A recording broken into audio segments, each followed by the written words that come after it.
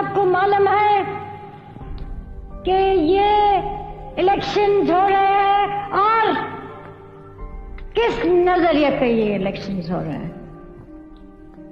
अवाम ने तो अपना ख्यालात दे चुके हैं। जिधर भी मैं गई हूं उधर बहुत बड़ी तादाद में, लाखों की तादाद में उन्होंने अपना फैसला कर चुके हैं कि यहाँ पार्लिमानी जमहूरियत कायम होगी।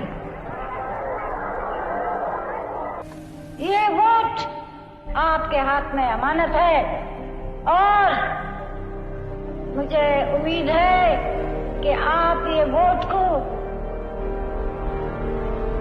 एक अमानत समझ के मुल्क के फायदे और कौम के फायदे के लिए इस्तेमाल करना, न कि कोई और चीज के लिए।